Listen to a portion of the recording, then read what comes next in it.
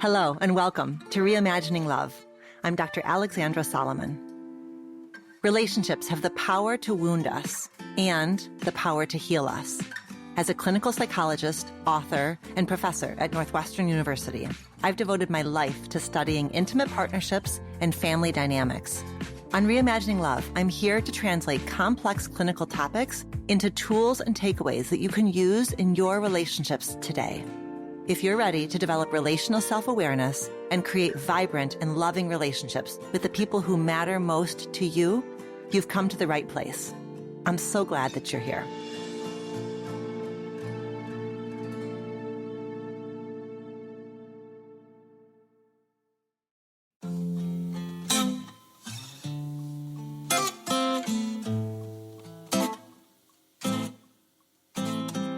Welcome to another episode of Reimagining Love. We are picking up our two-part series. I love my partner, but their family is toxic. Last week, I focused on validating just how and why the dynamics with in-laws can be so darn treacherous. In this episode, I am going to talk with you about how to handle complex in-law dynamics. I'm going to provide relational self-awareness questions and strategies to each member of the couple, the one who was born into the complicated family and the one who is joining the complicated family. I'm also going to talk with you about strategies that a couple can use to navigate this dynamic to keep it from eroding trust and connection in your relationship. If you are already a newsletter subscriber, you are going to receive the companion worksheet for this episode delivered right into your inbox. And it's a good one. So you're going to want to make sure you take a peek at this companion worksheet. If you aren't already a subscriber, you can head to www.dralexandrasolomon.com/inlaws, INLAWS, to access the worksheet that is going to highlight for you the key takeaways from these two episodes and provide you with all of the relational self-awareness prompts for this episode. All right, you know that I like to get us started by getting a little bit nerdy on you. So I want to share with you an interesting research finding that takes us right into exploring how a couple's dynamic gets affected by in-law stress. So there was a 2021 study that was published in a journal called Research in Human Development. And this study focused on the dynamics between couples and their in-laws. And it heads up that there were 355 couples in this research. They were US-based couples. They were heterosexual couples, which is clearly a limitation of the research. They were racially diverse in that there were Black couples and there were white couples. And they were tracked over 16 years of their marriage. So it's a longitudinal study, and we like to see that. Dr. Catherine Fiore and her fellow researchers examined some common issues in in-law relationships. Specifically, one, whether or not couples agree on whose family they spend more time with. Two, whose family they call upon for help and advice. And three, assessments of how close they are to each other's families. And these researchers focused on how agreements or disagreements impact marriages. And what they found is that neither husbands nor wives own reports of connections with in-laws, meaning time spent, who gets called on for support, and how much closeness there is. So neither his report nor her report predicted the likelihood of divorce over time. Instead, it was the degree of disagreement about their relationships with each other's families that predicted divorce. I'll say it again.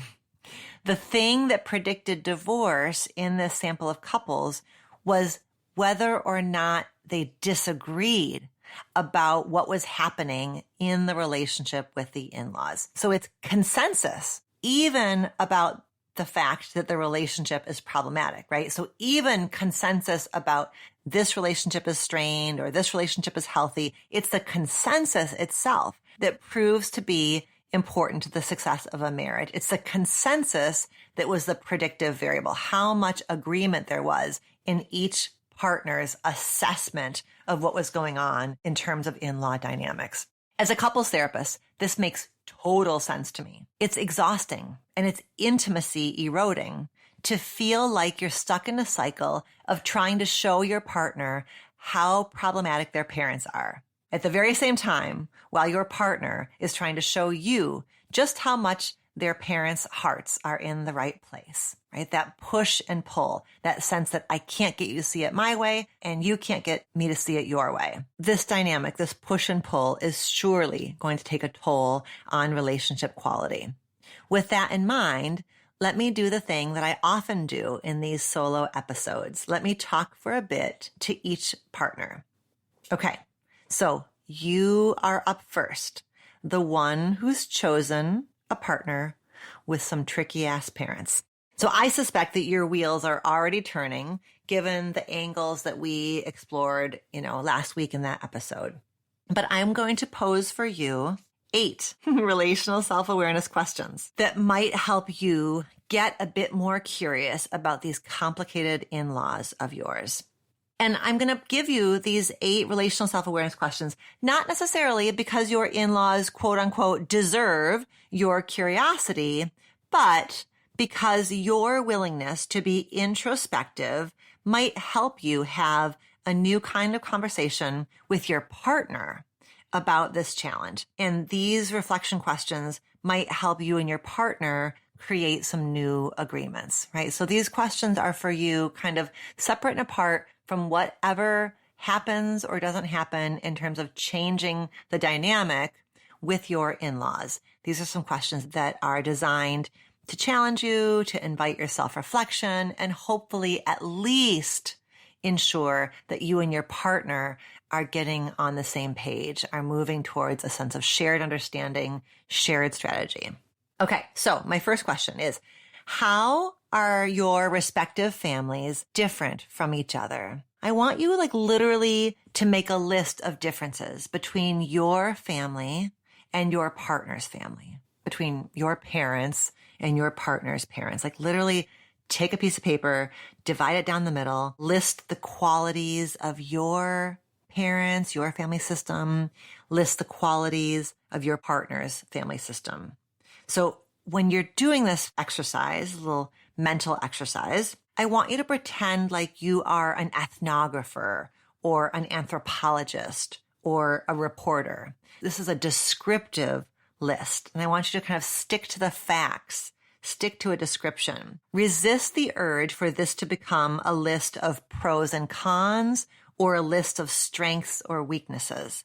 And then you may need to step away from the list, let it sit for a bit, and come back to it with very, very curious eyes, just reflective eyes, asking the question, what does this list highlight to you that you might not have noticed or been able to see before?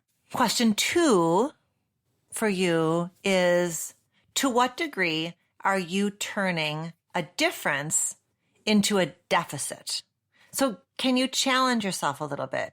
The reason I'm asking you to kind of explicitly do a side-by-side comparison of your parents and your partner's parents is because very often in the face of difference, we end up sticking labels on those differences: better, worse, pro, con. So my second question for you is, to what degree do you turn those differences into a better, worse kind of situation? Can you take it a step further and see if you can take that quality that you judge as a deficit in your partner's parents, and can you turn it around? In what way is that quality also an asset? Or at least, in what ways has that quality served your partner's parents historically? Right? So I'm really asking you to kind of take a different perspective on these things that you potentially critique or criticize or deem to be worse ways of being. Question 3 builds on that. Question 3 is, how have your in-laws' struggles created these dynamics? When there's a troubling dynamic, it's just so darn easy to take things personally, right? Why are they mean to me? Why are they so quiet around me? why is it so hard for them to ask me about what's going on in my life, right? We take things so personally. So this question, how have your in-laws' struggles in their lives created these dynamics? This question is designed to challenge you a little bit, to explore their pain points and their struggles that likely have been in place long before they ever even met you. And the way that a system opens to newcomers is very often a reflection of intergenerational trauma. Let me say that again. The way in which a system opens to newcomers, you in this example being the newcomer, may reflect intergenerational trauma. That is especially the case if the system, the members of the system, here your in-laws, if they occupy one or more marginalized identities where there's a history or a legacy of oppression, need to flee, persecution, risk, deprivation.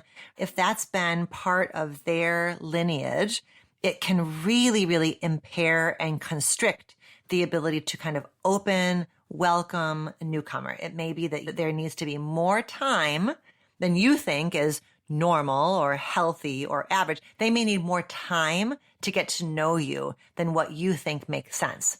But that length of time it takes for them to get to know you, the amount of time it's taking for you to feel like they trust you, might that possibly reflect some of the intergenerational baggage that they bring in to their relationship with you? Could it be the case that opening up feels risky? Could it be the case that in their lineage, there are actual lived experiences where exposure to new people is dangerous? This is not an excuse, but it's a context. And it's especially an important context if you come from a family system that has not experienced persecution, oppression, a need to flee, right? Because you are understandably at risk of judging that kind of behavior as paranoid or unsocial.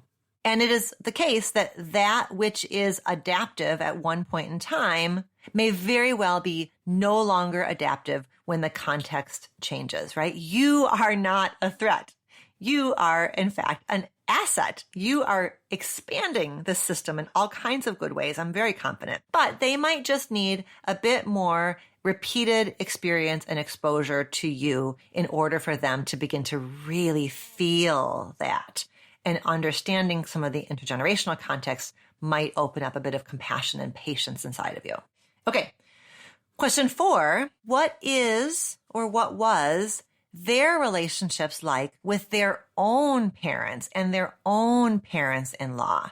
So here I'm asking you to do a little bit of sleuthing, a little bit of like looking at the genealogy, the family history. Knowing their history might help you be able to say, I don't like where things stand, but I also can see how far they've come. I can also see that given how they were treated by their own parents or their own parents-in-law, it makes sense that this is not the easiest thing for them to do. They don't have great role models of what it means to be a welcoming, inviting, inclusive in-law. So checking in with, learning a little bit about your in-laws' relationships with their own parents and parents-in-law. Okay, question 5. Now I am shining the spotlight onto you. So question 5 is, can you get really specific about your hurt? Can you name your hurt? Not name the thing that your in-laws do or don't do that drives you bonkers, but can you name the wound, name the pain inside of you? It's quite different to call your partner's parents toxic versus describing and putting some language to what it is that you wish you could get from them that you can't get or that you aren't getting. Like, what do you wish they would see in you?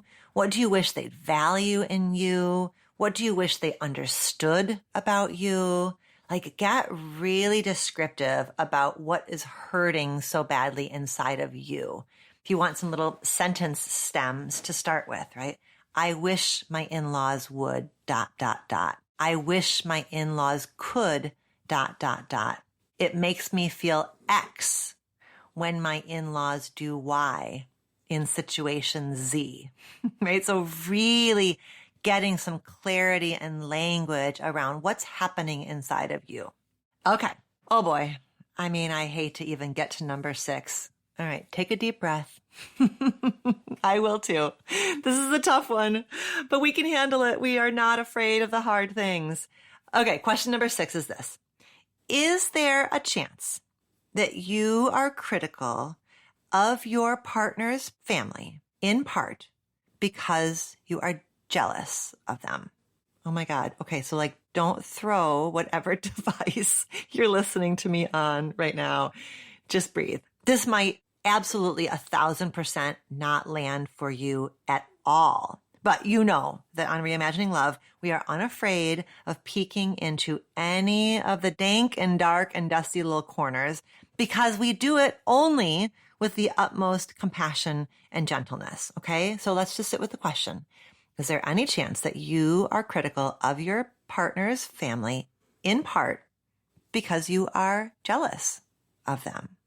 You are getting to know an entirely new family, your partner's family. They are not your family. They're not the people who raised you. They're not the people you grew up with.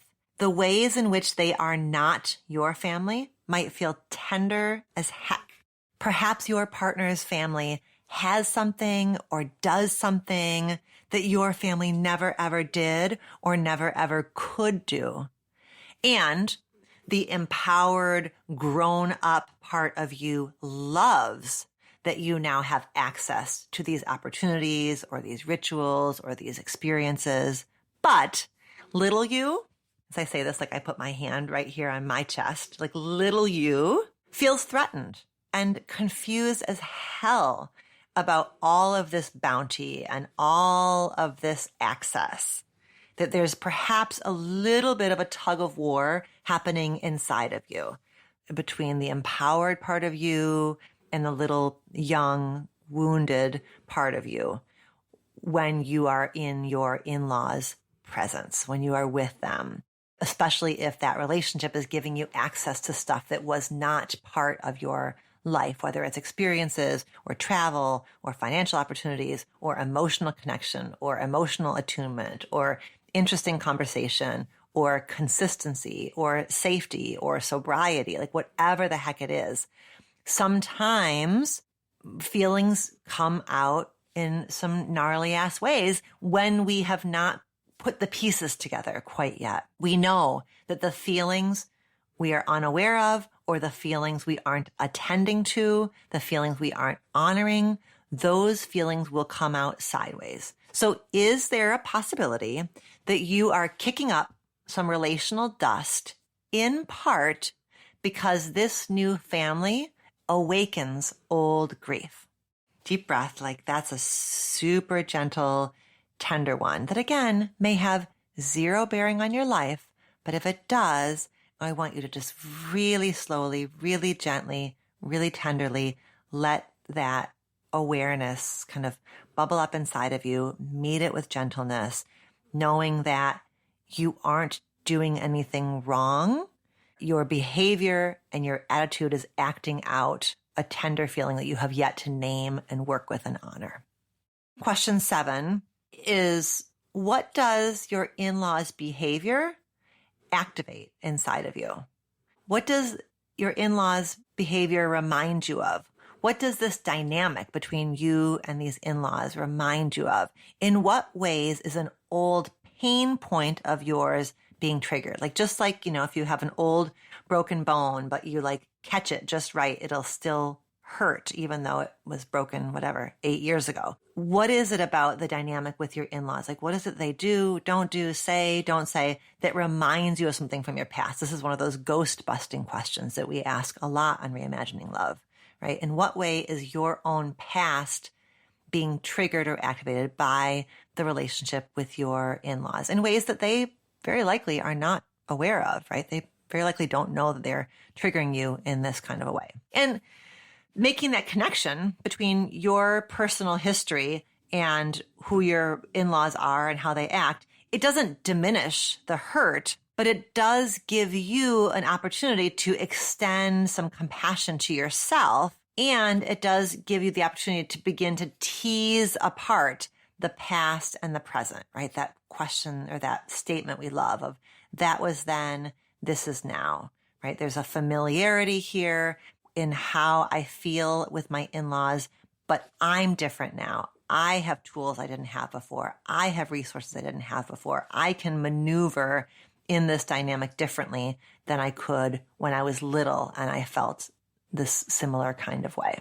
The eighth question is, what is it like for you to be noticing and naming something that other people aren't seeing or aren't seeing the same way that you're seeing it? So as the newbie, as the newcomer into your partner's family system, you come in with a different perspective. Stuff lands differently for you. If you make observations about how your partner's family behaves and your partner doesn't see it the way that you see it, it's very easy to feel hurt and invalidated by that. But I want to challenge you a little bit to keep in mind that rather than being obstinate or in denial, it may very well be that your partner doesn't see the situation the way that you see it, because this is your partner's original love classroom. These are the people that raised your partner. These are the people that your partner grew up with, right? Your partner is highly accustomed to this situation. It's your partner's default relational setting. So when your partner is confused by your observation or your concern about their parents, it might not be that your partner is trying to invalidate you. It might be that this is a new perspective for your partner. You are raising a new concern. But if you have a history of being alone with concerns or being alone with pain, this dynamic between your partner and your in-laws may get you in that tender old spot, right? Of that, like, are you kidding me? I'm all alone with this again. I want you to tend to and honor little you, that young part of you that once was too little to be alone with something so big. That was then, this is now. You are big and you can resource yourself with people and podcasts and a partner. And I'm going to be talking to your partner in a moment about how I want your partner to be tending to your concerns, even if your partner experiences it differently than you do, right? I don't want you to be alone in your concerns, even as I'm asking you to be a bit more neutral, a bit more descriptive, ensuring that as you raise your concerns with your partner, you're doing it in a way that pulls your partner to you. Whether or not you ultimately do anything differently in relation to your in-laws, I hope that these 8 relational self-awareness questions that we just worked our way through, I hope those questions invite your self-reflection and provide you with some insights that at least help you and your partner face the challenge of in-law dynamics like a team. Before I let you go and move on to your partner, final reminders for you. Number 1, this family has a history that predates you.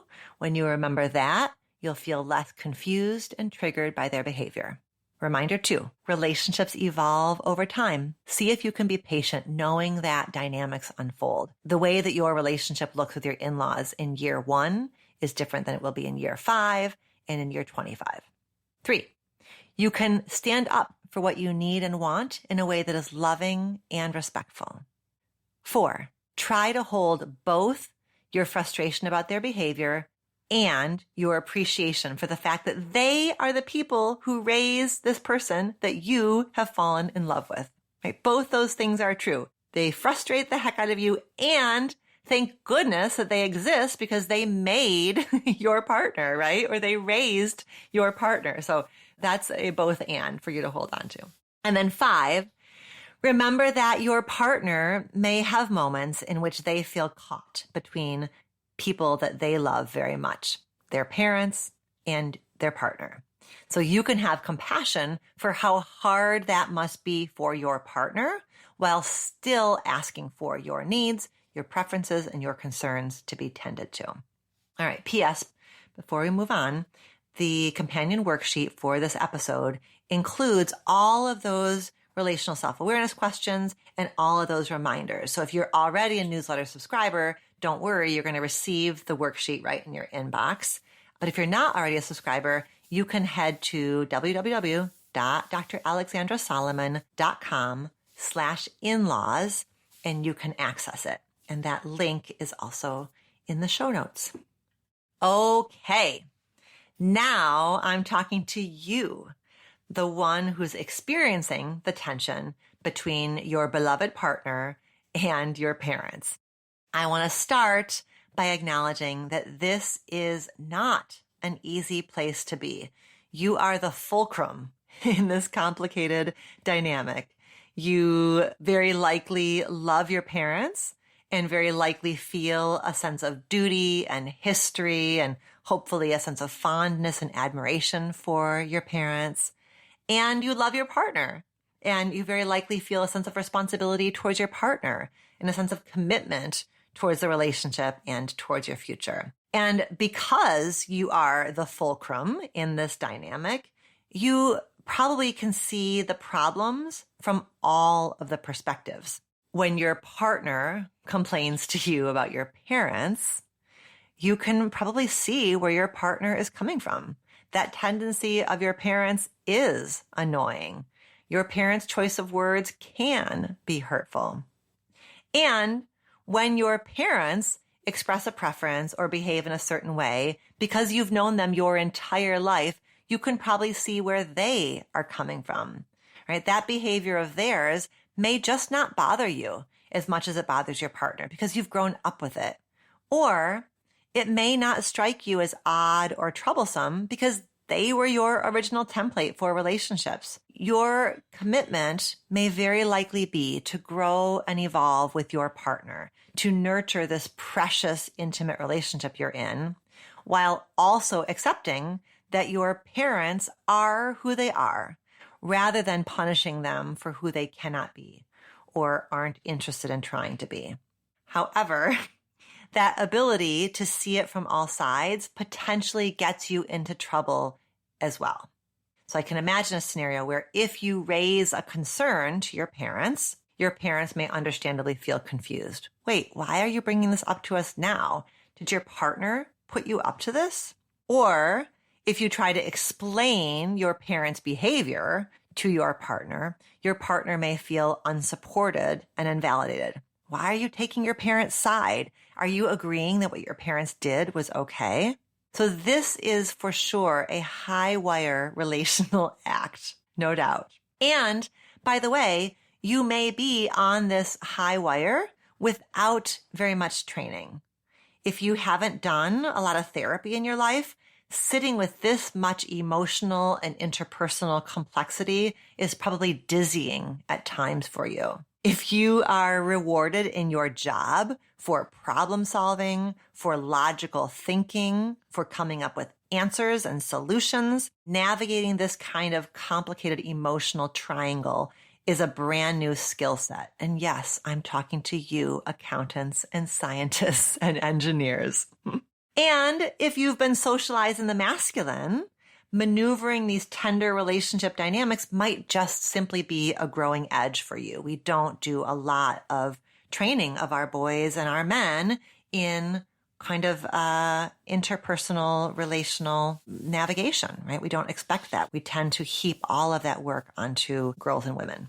So the bad news is it's stressful. And you're probably going to screw it up sometimes. And you're probably going to get pushback from your parents and your partner about what you're doing or not doing. But the good news is this is going to grow you up. The skills that you need to navigate this kind of a family dynamic are skills that are also going to benefit you with work, with your friends, with your partner, et cetera, et cetera. So I'm going to pose 2 relational self-awareness questions to you, and I'm going to then give you some reminders. Heads up that even though you're only getting 2 questions and your partner got 8 questions, these questions are heavy hitters. They're really challenging. They're like search your soul relational self-awareness questions. And they may not land at all for you, but if either or both of them do land, promise that you're going to be really gentle with yourself as you sit with them. Okay, relational self-awareness question number 1. Is there any potential hidden benefit to you if your partner and your parents are, quote unquote, at war with each other. So it's really brave to check in with yourself about the possibility that there might be some secondary gain for you in this tension. What kind of a secondary gain? Like what kind of hidden benefit might there be for you? Perhaps you get to be the hero or the peacekeeper. Perhaps if your partner and your parents are in conflict, maybe you get to kind of feel like you're flying below the radar. You're out of the hot seat. Perhaps this tension means that there's just less obligation to spend time together, which maybe at some level you find that to be a bit of a relief. The second relational self-awareness question is this: might there be some ways in which your partner is sort of doing your bidding? In other words, is your partner unearthing something that you have seen or felt or been hurt by, but have not yet named in your relationship with your parents? So in what ways are they maybe doing a bit of your emotional work on your behalf? And of course there, the next step or the to-do would be for you to just kind of get in the ring also, right? And offer that validation that, yep, this is a concern and I don't want you to do this work on my behalf. I'm in it with you. I'm invested in it. Here are the reminders I'd like to offer to you, and I've got 6 of them. The first one is lead with empathy. When you're talking to your partner about your partner's concerns with your parents, just lead with empathy. What you're saying makes sense. I can see where you're coming from. That's so understandable. You can offer empathy even if you see it differently. Number 2 is express your love loudly and clearly to all parts of the system, right? I love you, partner. I love you, family. Like express your love. Be really clear and steadfast in the fact that you are devoted to your partner and you're devoted to your family. Number 3, don't be afraid to leverage your bond with your parents, right? You can say to your parents, mom and dad, or mom and mom, or dad and dad, you have always been there for me. And because you love me, I really want and need you to make these changes to improve our overall dynamic. Right? You can leverage that history and that legacy that you have with the people who raised you. You can lean into that and say, I know that you love me. You know that I love you. And because of your love for me, I really trust that you can get in the ring and make these changes that my partner and I are requesting. And they're changes that are going to be good for all of us. Number 4 is you can carry the hope. It might be hard for your partner to carry the hope around any of this getting better or being different. So can you be in charge of carrying the hope? I believe in us, right? And can you cultivate practices that help you feel hopeful even as you navigate tricky stuff? 5, be a relational leader. And that looks like remembering that everybody is on the same team. You're all on team family. You're all on the same team. Your partner, you, your parents, right? You're all on the same team. Family is the team. So be a relational leader and model that and be explicit about that. 6, look for what's going well and validate it. Parents, thank you so much for asking my partner about her promotion. It made her feel really good. Partner, thank you so much for calling my dad on his birthday. I know that it meant so much to him, right? So be explicit and vocal about what efforts you're seeing and validate it. The final thing that I want to do in this episode is offer the 2 of you as a couple some strategies and some practices. And for those of you keeping score at home, we have 7 practices and strategies that I want to review with the 2 of you to help the 2 of you stay strong in the face of these challenges. Practice number 1, stop comparing the 2 families. I know it's confusing because I asked you early on to make that side-by-side comparison, but it was in the service of disrupting and transforming the better, worse comparison. So stop comparing the 2 families. As Theodore Roosevelt once said, comparison is the thief of joy. Assess the quality of the relationship with each of your families on your family's own merits, right? Look for what is good and bountiful and beautiful in each of your families as they are, rather than mine versus yours.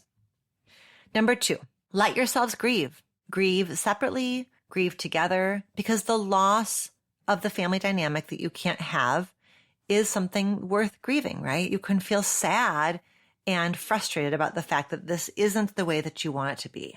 When we move grief through us, when we allow ourselves to feel the way that we feel, grieving has a way of opening space up inside of us. So in grieving the family dynamic that you cannot have, you just might open up some space to appreciate or at least accept the dynamic that you can have. 3, validate each other's perspectives. Spiritual guru Neale Donald Walsh, who wrote the book Conversations with God, and then a number of books derived from that. Neale Donald Walsh says, perspective creates perception. Perspective creates perception.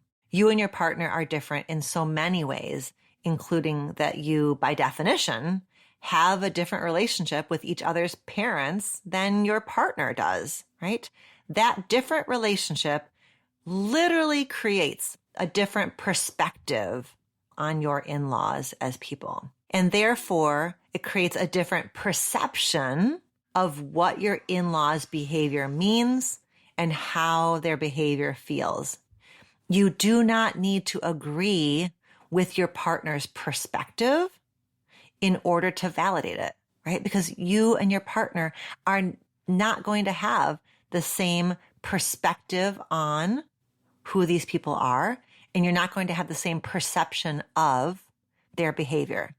So you don't need to agree with your partner's perspective in order to validate. You can say, in fact, from where you stand, your perspective and your perception make total sense to me, right? I validate that it feels this way to you.